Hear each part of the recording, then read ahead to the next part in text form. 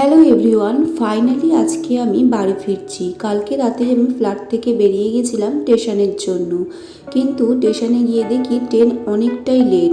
তাই জন্য রাত্রিবেলা পুনে স্টেশনের কাছেই একটা হোটেল নিয়েছিলাম রাতটুকু থাকার জন্য।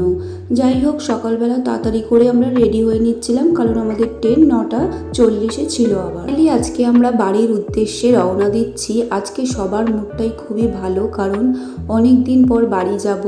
আমার মেয়ে কিন্তু জানে আমরা যে ফ্ল্যাটটায় রেন্টে থাকি সেটাই আমাদের বাড়ি। তো ও এখন বারাসাত বা কলকাতায় যে আমাদের বাড়ি রয়েছে ওটার কথা ওর একদমই মনে নেই। তা ওকে নিয়ে গিয়ে দেখবো ও কি রিয়াকশান হয় সবাইকে দেখে, বা ওর ঘর বাড়ি সব কিছু দেখে। কিন্তু আমার মেয়ে অনেকটাই হ্যাপি, কারণ ট্রেনে করে আমরা যাব। ও ট্রেনে করে যেতে খুবই ভালোবাসে। যাই হোক, আমরা গাড়িতে উঠে পড়েছি সকালবেলা স্টেশনে যাব বলে। পুনে প্ল্যাটফর্মের সামনেই কিন্তু একটা মসজিদ আছে। সেখান থেকে একটা কাকু বেরিয়ে এসে আমার মেয়েকে একটা ময়ূরের পালক দিয়েছিল। আমার মেয়ে ওটা হাতে পেয়ে প্রচণ্ড খুশি হয়েছিল, নাচানাচি করছিল নিয়ে। কতক্ষণে বাড়ি পৌঁছাবো সেটাই সবাই ওয়েট করছিলাম। রীতিমতো আমরা যখন হাওড়া স্টেশনে পৌঁছাই তখন আমরা ক্যাব বুক করে বসেছিলাম গাড়ি আসার জন্য।